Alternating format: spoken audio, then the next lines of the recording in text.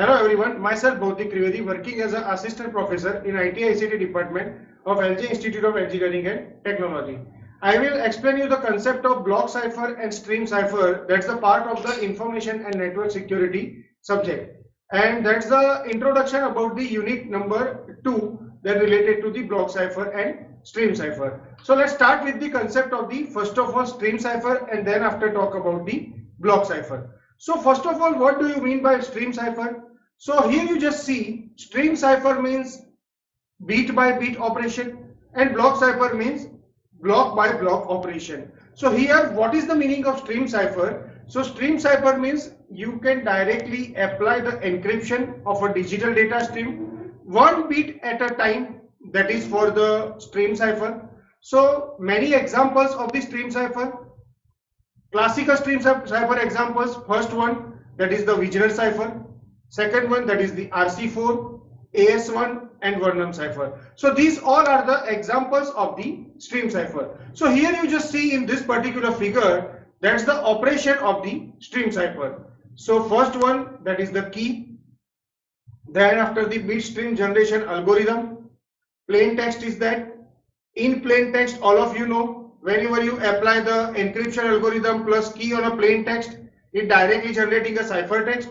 In cipher text, you apply the decryption algorithm and key and you generating a plain text. But must remember one thing, in stream cipher, that is normal bit by bit operation, means one bit at a time. After that, second thing that is related to the block cipher. So what is the meaning of block cipher here? Block cipher means whatever the operation performed here, that is block by block, means block of plain text that can be treated as a whole and it directly producing a cipher text block of equal length, means you pass the block of plain text and you receive the block of cipher text. That is known as a concept of block cipher. Must remember one thing, which particular block size generally used in a block cipher. So either that is the 64-bit or 128-bit, that is generally used in a block cipher. So any examples of the block cipher? So generally 3 or 4 examples. One, the most popular one that already you know, that is the Fiestel structure. Second one, that is the DES. Then after the triple DES and AES. So what is the full form of DES here? DES means data encryption standard. Then after the double DES means double data encryption standard, triple DES means triple data encryption standard, and AES means advanced encryption standard. So here you just see in this particular figure, that is the figure of the block cipher. So in plain text, that is the B bits. B bits means that's the one considering as a one block. Again, you pass directly into the encryption algorithm plus key. Whatever the cipher text generate, that is the B bit cipher text. So that can be considering as a block also. After that, that is from the encryption side, reverse procedure from the decryption side. So cipher text, decryption algorithm plus key generating a plain text. So that is the normal introduction about the concept of the stream cipher and block cipher. After that, one important point in unit number 2, that is known as a diffusion and confusion. So whenever you talk about the concept of the diffusion and confusion, the must remember one thing, diffusion generally providing the relationship between the cipher text and plain text. But whenever you talk about the concept of confusion, so that providing the relationship between the cipher text and key. So diffusion generally hide the relationship between the cipher text and plain text, and confusion generally hide the relationship between the cipher text and key. So if you want to achieve the diffusion, so whenever you changing the plain text digit, it directly changing the many cipher text digit. That is related to the diffusion. And whenever you talk about the confusion, so that's the concept of the substitution algorithm. So that is about the diffusion and confusion. So up to this in unit number 2, at least you know 3 important points. First one, that is the stream cipher. Second one, that is the block cipher, and third one, that is known as a diffusion and confusion. After that, one most important topic in your syllabus, that is known as a Fiestel structure. So first of all, discuss about this particular question asked in an examination, either that is the Fiestel cipher structure or block cipher structure. So here you just see one plain text is given and one cipher text is there.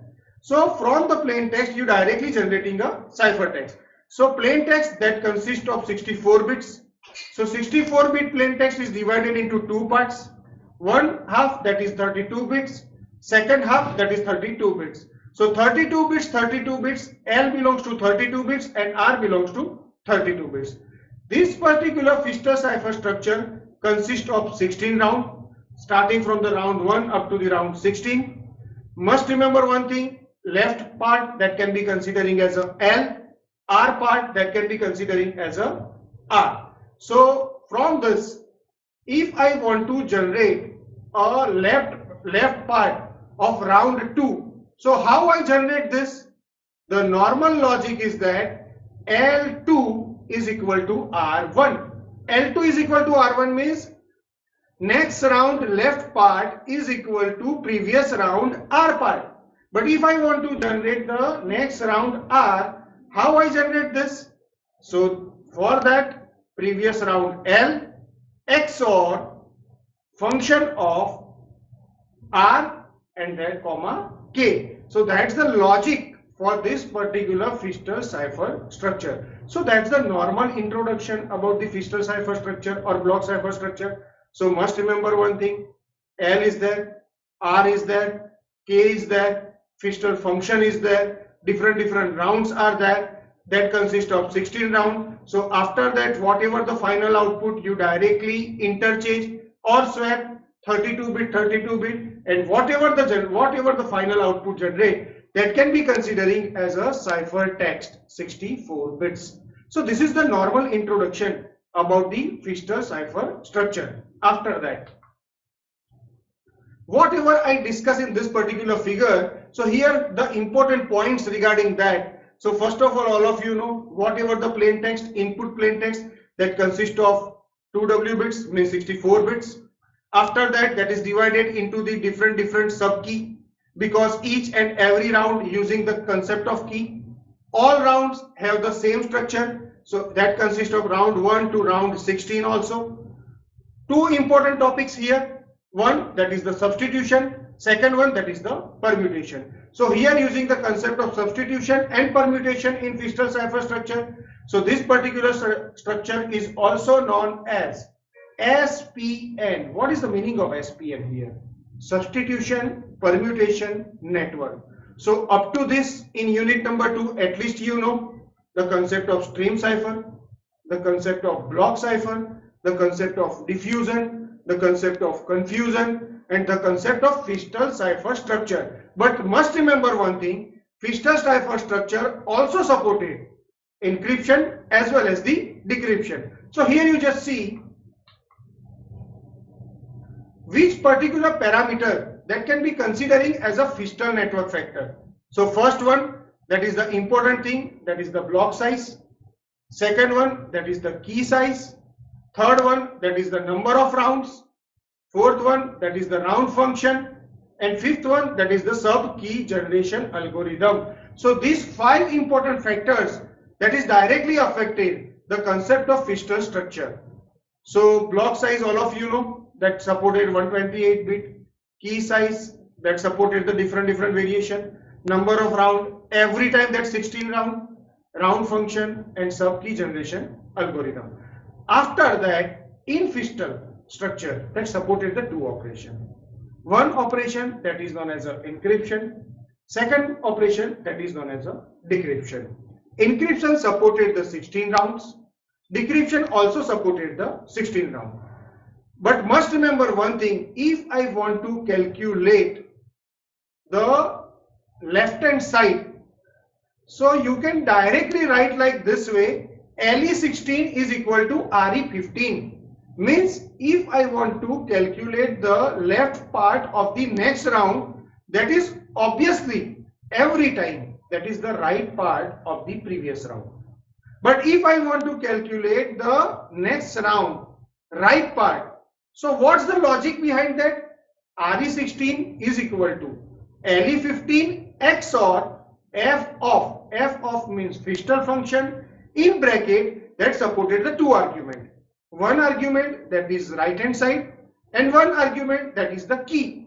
So that is related to the encryption side. But if I want to talk about the decryption side in a Fiestel structure, so what's the logic behind that? So LD1 is equal to RD0 and LE16 is equal to RE15. So that's the diagram, one diagram for the encryption and one diagram for the decryption, and whatever the calculation already I discussed, how I calculate the left part, how I calculate the right part. That's the logic of the encryption as well as the decryption in a Fiestel structure.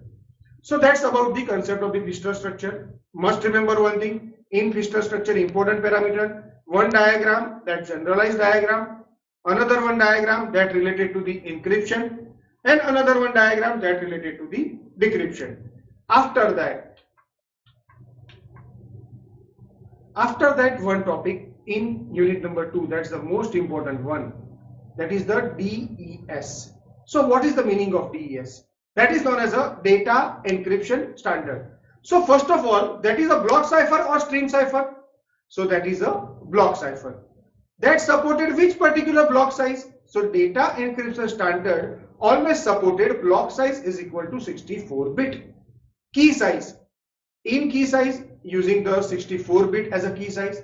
From the 64-bit, you directly make the 56-bit. From the 56-bit, you directly make the 48-bit. That's the different calculation for the data encryption standard. And in DES, that supported how many number of rounds? That supported the number of round is equal to 16. So up to this, in DES, you know the different parameters. First one, that is the block cipher. Second one, that supported the 64-bit block size. Third one, that supported the key size is equal to 64-bit and number of round is equal to 16. After that, this is the diagram.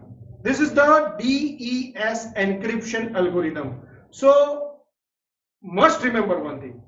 You pass the plain text, you pass the key, and you generating a cipher text. That's the logic behind the encryption algorithm. But here, that is the data encryption standard algorithm. So 64-bit plain text. First of all, in 64-bit plain text, you directly apply the initial permutation. So initial permutation that supported the 64-bit. So after 64-bit, that directly passed from the round 1 to round 16. But in between, whatever the key you pass, the 64-bit key, from the 64-bit key, you directly make the 56-bit key. How you make this? From each and every byte, you directly remove the higher order bits that become 56-bit.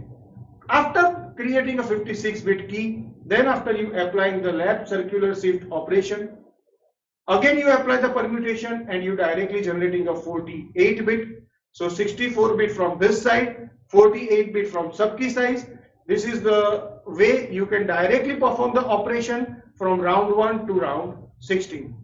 After that, whatever the output you receive, whatever the 64-bit output you receive, you directly apply the 32-bit swapping, and then after whatever you generate, again you apply the inverse initial permutation on that, and you generating a 64-bit cipher text. So that's the logic of the data encryption standard encryption algorithm. Again I repeat, as I input 64-bit plain text, again input 64-bit key. From the 64-bit key, you creating a 56-bit key. With using the permutation, you creating a 48-bit key. In round 1, you pass the 64-bit as an input and 48-bit as a subkey size. This is the way you can perform the operation up to the round 1 to round 16. And whatever the final output, you directly swapping the 32-bit, and whatever you generate, that is known as a 64-bit cipher text. That's the normal data encryption standard algorithm. After that, this is the normal statement, whatever I discussed in a previous particular diagram. So using the permutation, using the initial permutation, using the inverse permutation, using the concept of permutation and substitution, So this is the different logic for this. And must remember one thing, in data encryption standard, also performing one operation that is known as a left circular shift. After that, this is the DES single round. DES single round that generally supported, the 64-bit is divided into two parts, L and R. How I calculate this? So that's the logic. Here you just see the logic. 64-bit is divided into two parts, 32-bit, 32-bit. Whatever the right hand 32-bit, that is directly passed to the expansion permutation table. So that is known as an E table. So from this, you directly create 32-bit to 48 bits. So the logic is that how I create a 32-bit to 48-bit. So with using the E table, you directly generating a 48-bit. After that, 48-bit as an input and 48-bit as an input from the key. Then after you performing the XOR operation, whatever the XOR operation you perform here, you directly generating an output as a 48-bit. And this particular 48-bit is passed as a substitution box. So substitution box consists of 48-bit as an input. So in this, it is divided into 8 S box. Each and every S box consists of 6-bit input, and each and every S box consists of 4-bit as an output. So whatever you receive, that is 32-bit. Again you apply the permutation. Again you apply the XOR on that, and whatever you receive, that is known as a RI. So from Li minus 1, Ri minus 1, you directly generating a Li and Ri, that is known as a single round of DES. So single round of DES that supported mainly 3 operations. One, that is the expansion. Second one, that is the S box. And third one, that is the permutation. So this is the way you can perform the operation of the single round of DES. And whatever the key, because all of you know, first of all, 64-bit key.